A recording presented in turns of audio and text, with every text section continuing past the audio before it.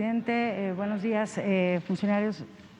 Preguntarles, Adriana Estela Flores de IME Noticias. Yo quisiera, en primer lugar, presidente, preguntarle sobre esta decisión del Gobierno de Canadá de sumarse a esta petición de consulta sobre el tratado, sobre la política, su política energética en el marco del Tratado de Libre Comercio con Estados Unidos y Canadá.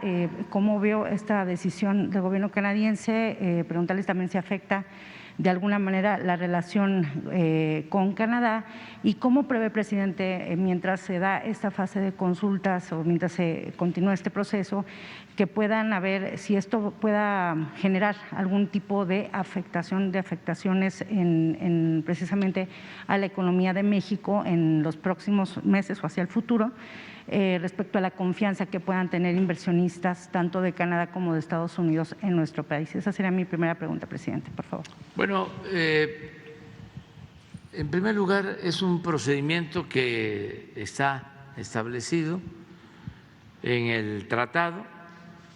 Se ha recurrido a este procedimiento, si mal no recuerdo, en 5 ocasiones. Lo ha hecho Estados Unidos en contra de Canadá, Canadá en contra de Estados Unidos, México y Canadá en contra de Estados Unidos y ahora Estados Unidos y Canadá en contra de México. O sea, es un procedimiento que se contempla en el tratado. Es una consulta acerca de políticas que se presumen contravienen lo establecido en el tratado.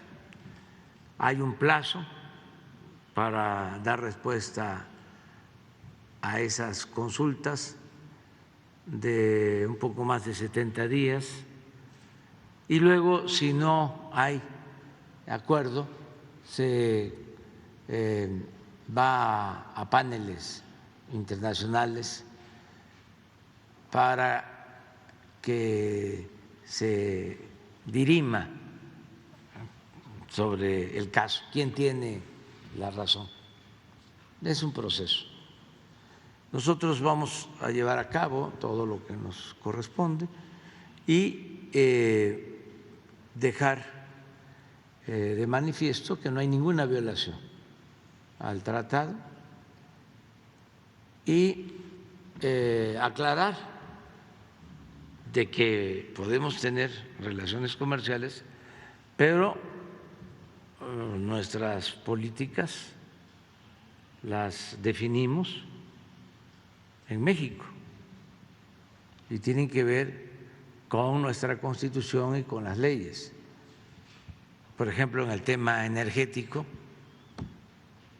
pues nosotros no vamos a poner en negociación el dominio de la nación, del pueblo de México, sobre el petróleo.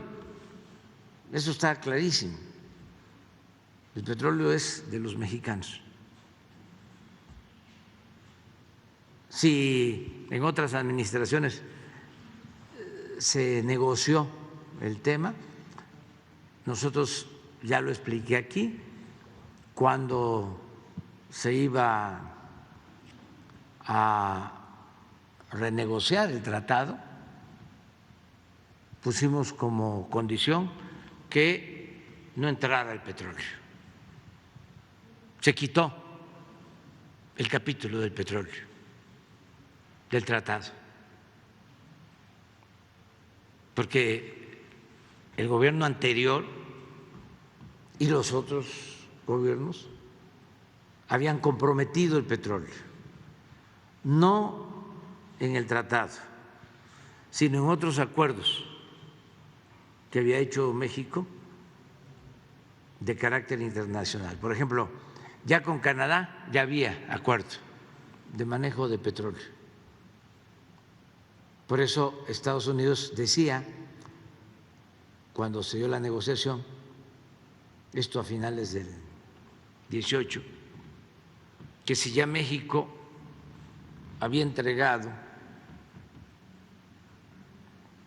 la posibilidad del manejo de la política petrolera con otros países, ¿por qué se excluía a Estados Unidos? Me acuerdo que fue uno de los argumentos, porque ya, en efecto, estos gobiernos entreguistas ya habían aceptado que en los convenios internacionales quedara susceptible de negociación el petróleo de México. Entonces dijimos no vamos nosotros a aceptar ese tratado. Y se generó una crisis, se suspendieron las pláticas. Un día hoy mismo, voy a dar a conocer cómo estaba el capítulo sobre el petróleo y cómo quedó, para que nos entendamos, porque muchos de los que promueven ahora esta consulta fueron los que aceptaron, estando en el gobierno, aunque parezca increíble, mexicanos que aceptaron que el petróleo se pusiera en la mesa de negociación.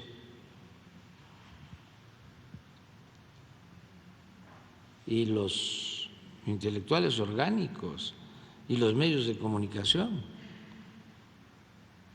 del conservadurismo. Entonces, todo eso se va a explicar.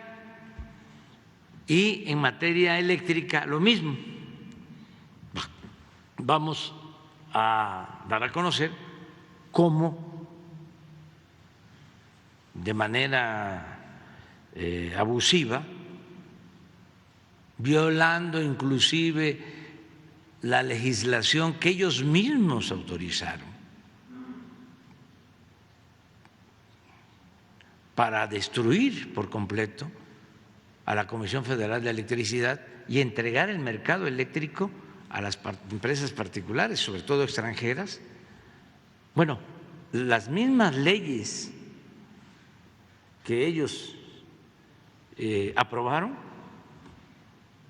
las violaron al grado de que la Suprema Corte acaba de resolver que todo lo relacionado con el autoabasto en generación de energía eléctrica es fraude legal. Entonces, ¿qué se alega? Tenemos muchísimos elementos para responder, y si se trata de una sanción de tipo político, pues también nos vamos a defender.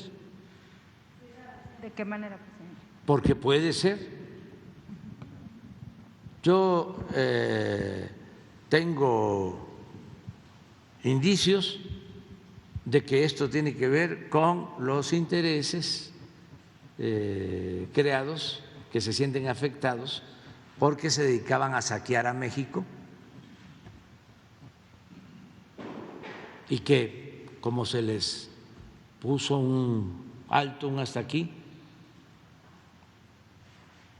empezaron a hacer trabajo en Estados Unidos y logran esto. Pero si no hay razón, nosotros no vamos a quedarnos con los brazos cruzados. México es un país independiente y se malinterpreta esta postura, aunque insisto, ya parezco disco rayado, de que una cosa que le agradezco al presidente Biden es que siempre habla de que la relación entre nosotros se debe dar en un pie de igualdad y es respetuoso de nuestra soberanía. Y le creo. Pero también, pues como sucede en cada país y en todos los gobiernos del mundo, hay quienes tienen posturas distintas,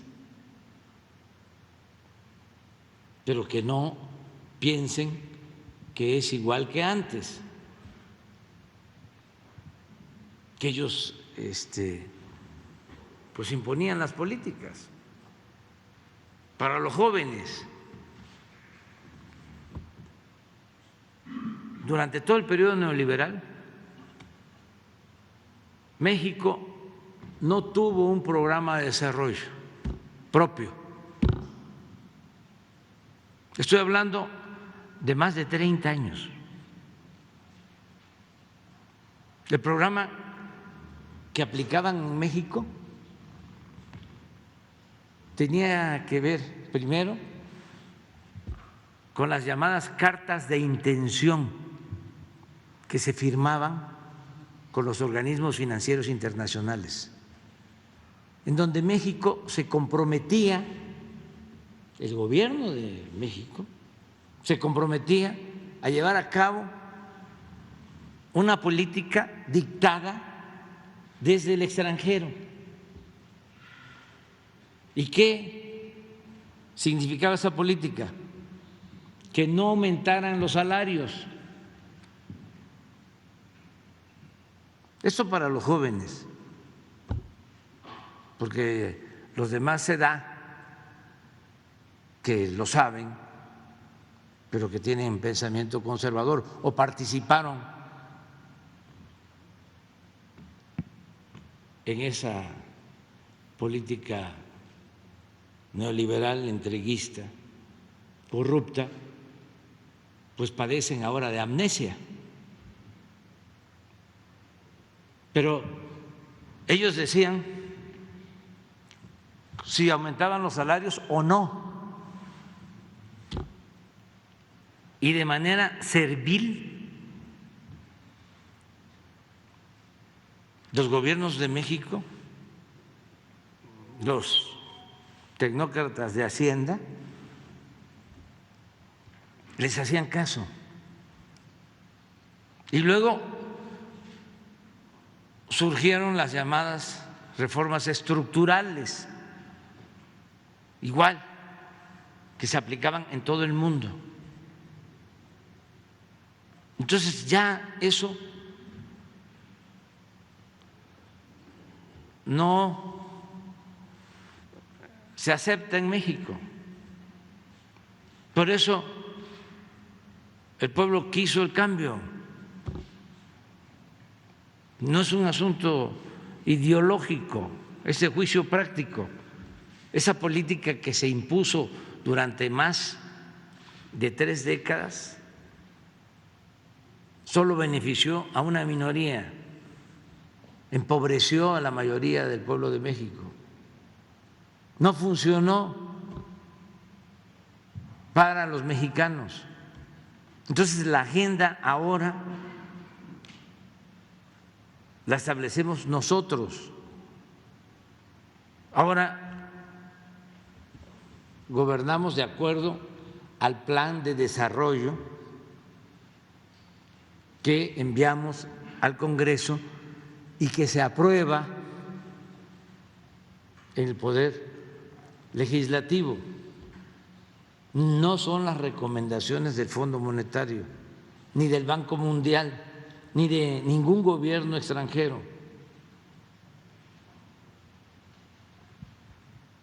Entonces, esto es lo que sorprende. Pues imagínense, más de 3 décadas, 36 años de política neoliberal, de tanto agachar la cabeza, de tanto arrodillarse, se acostumbraron.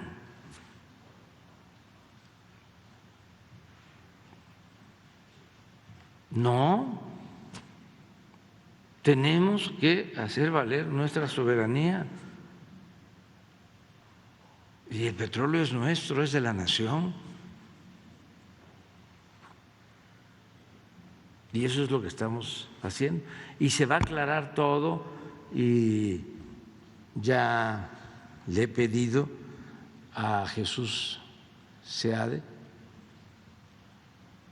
a través del secretario de Relaciones Exteriores, que ayude para responder a la consulta que está haciendo Estados Unidos y Canadá. Además, hemos hecho muchos esfuerzos para atenderlos a empresas estadounidenses. Nos hemos puesto de acuerdo con casi todas. Les dediqué hace como un mes, 2 semanas, atendí a 19 empresas del sector energético y de las 19 se lograron acuerdo, creo que con 17. Sin embargo, pues no es nada más lo de las empresas. Les diría que no son las empresas las que tienen la inconformidad, por eso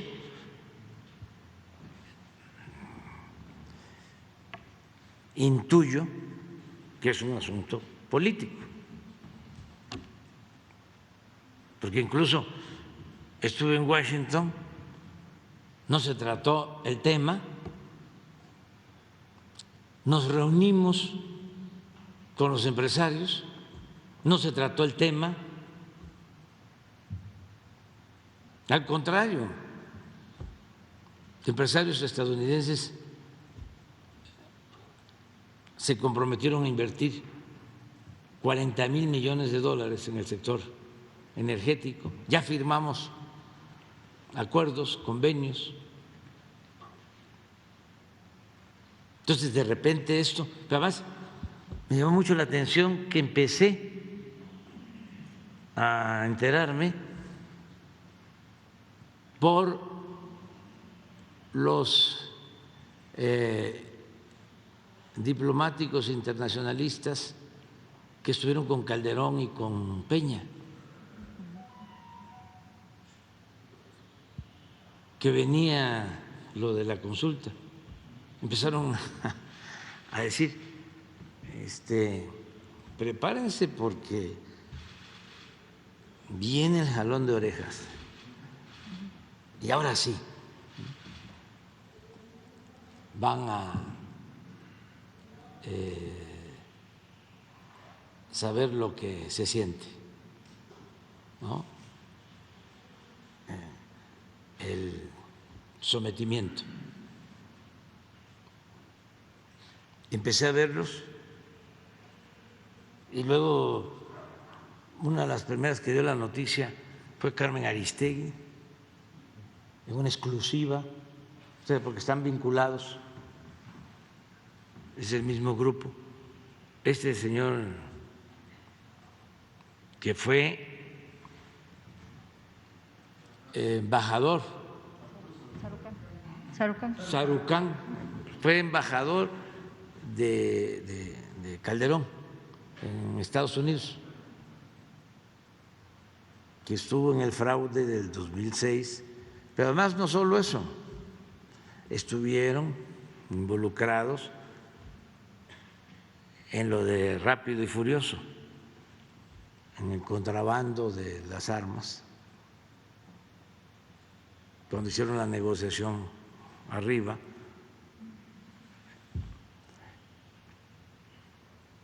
Para introducir esas armas a México. Entonces es todo un grupo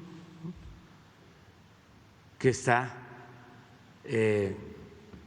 pues muy molestos con la política que estamos llevando a cabo. ¿Cómo va a estar contento Calderón si él era empleado de Iberdrola, de la empresa eléctrica española, que tiene financiamiento también de fondos de Estados Unidos, y eran los que se sentían dueños de México. Una vez me tocó hablar con el señor, el empresario principal, creo que presidente del Consejo, y le dije, hay que buscar un acuerdo, porque ustedes están actuando como un monopolio, y si un empresario, los bancos,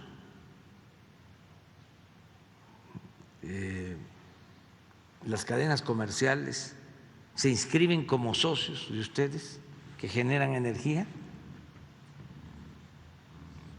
ya son parte del llamado autoabasto, pero los Oxxos y los bancos pues no tienen industria eléctrica y sin embargo se benefician con subsidios y pagan menos que lo que pagan las familias por el consumo doméstico. Hay que arreglar eso porque es violatorio de la ley. Eso es lo que ahora ya en definitiva resolvió la Corte, que es un fraude legal. Me dice, no, nosotros estamos muy bien, es legal todo lo que hacemos y lo podemos arreglar, resolver, pero estamos totalmente en regla. No, le digo, no solo es un asunto legal, no están en regla en lo legal. Además, ustedes nos han ofendido a los mexicanos. ¿Cómo es que se llevan de empleado a Felipe Calderón, que fue presidente de México, aún como presidente espurio, porque no ganó la elección? De todas maneras, eso es una ofensa. Eso es una práctica en España, que a dirigentes políticos los vuelven sus empleados.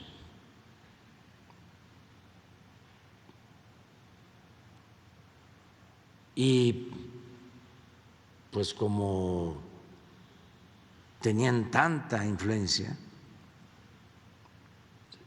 dominan en el Poder Judicial, tienen como empleados a jueces y utilizan estos mecanismos leguleyos para imponerse, y al final, ¿qué es lo que estamos defendiendo? Pues que no aumente el precio de la luz, que no nos pase lo de España, para que la gente lo entienda, porque si dejamos a estos ambiciosos, gente sin escrúpulos, que lo único que les importa es el dinero, el lucro, pues dejamos en estado de indefensión al pueblo de México, y eso no. Entonces, es defender para que no aumenten los precios de la luz, que no aumente el precio de los combustibles. Esa es nuestra lucha. Y también que no desaparezca la Comisión Federal de Electricidad, porque ese era el plan. Si hubiesen ganado ellos, ya no existiría la Comisión Federal de Electricidad. No exagero, porque el plan era ir cerrando las plantas de la Comisión Federal de Electricidad para dejarle el mercado completo a Iberdrola y a las empresas extranjeras. Eso fue lo que no les pareció.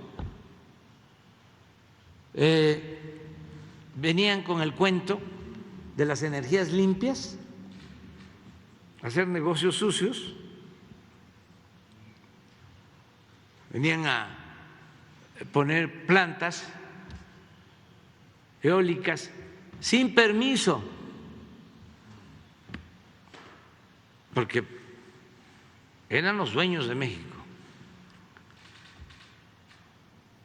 Y había que comprarles la energía con subsidio, porque había que pagarles tarifas especiales, aun cuando esas plantas requirieran respaldo de plantas de la Comisión Federal de Electricidad.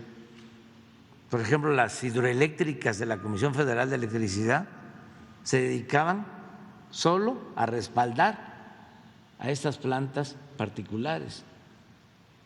Y el costo de operación de las plantas de la Comisión Federal de Electricidad no se incluía en lo que se les pagaba a las empresas particulares. Entonces estamos buscando fortalecer la Comisión Federal de Electricidad. Si en Estados Unidos no se hace así, o en España no se hace así, pues son otras historias. Nosotros nacionalizamos el petróleo, la industria eléctrica.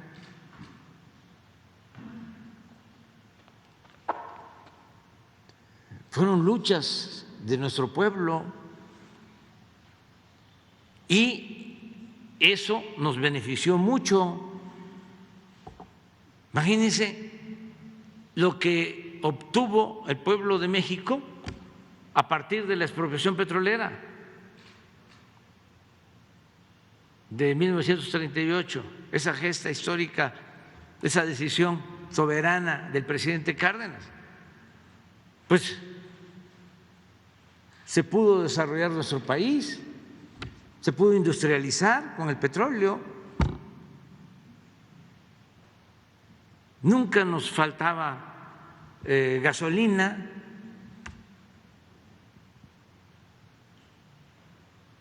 éramos autosuficientes. No solo eso, cuando se empezó a vender petróleo, hasta el 40% del presupuesto nacional dependía de los ingresos petroleros. Gracias al dominio de la nación sobre el petróleo, se pudo financiar el presupuesto para el desarrollo de México durante décadas. En la industria eléctrica, cuando el presidente López Mateos lleva a cabo la nacionalización de la industria eléctrica, lo hace para electrificar los pueblos. El ejemplo más claro es el del Internet ahora. ¿Dónde hay internet? En las ciudades. ¿Dónde está el mercado?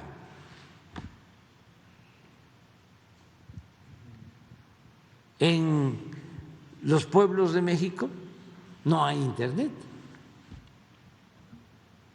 Territorialmente hablando, hay internet en el 20% del territorio nacional. En el 80% no hay internet, porque ni modo que van a poner antenas, van a poner fibra óptica los de las empresas de comunicación donde viven los pobres. No, no es negocio. Pues eso pasaba en los años anteriores a 1960 del siglo pasado, cuando se tomó la decisión de nacionalizar la industria eléctrica. No se hubiesen electrificado los pueblos. A partir de que se nacionaliza la industria eléctrica, se electrifican los pueblos de México, gracias a la Comisión Federal de Electricidad. Y estos apostando a destruir a esa empresa pública, eficiente, con trabajadores comprometidos. Nosotros padecemos de un huracán, el Ágata, desgraciadamente, que afectó las costas de Oaxaca, arrasa, tumba toda la línea de transmisión, quedan los pueblos sin luz.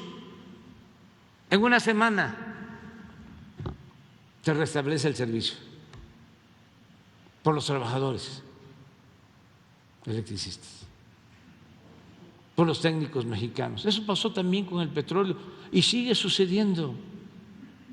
Estamos rescatando a México con los trabajadores. Entonces, si en Estados Unidos, si en España, si en China, si en Rusia, si en Francia, si en Alemania actúan de otra manera, pues es otra historia, son condiciones distintas, era otra falla estructural del llamado modelo neoliberal. ¿Cómo se aplica una misma política en todo el mundo? Porque esto de las reformas estructurales era lo mismo en España que en Argentina, que en Chile, que en México, que en cualquier país. La misma receta, con realidades completamente distintas. ¿Cuál es nuestra agenda? Pues no es privatizar la educación, ni la salud, ni privatizar el petróleo. Esa era la agenda de las reformas estructurales. Ni congelar los salarios de los trabajadores. Nuestra agenda es el bienestar del pueblo, combatir la desigualdad económica y social, desterrar la corrupción, acabar con la impunidad, separar al poder económico del poder político, lograr la pacificación del país. Eso no estaba en la agenda de ellos. Ese es el debate de fondo, pero no se resignan y piensan que van a imponerse, no, nosotros no nos vamos a dejar. Presidente, y preguntarle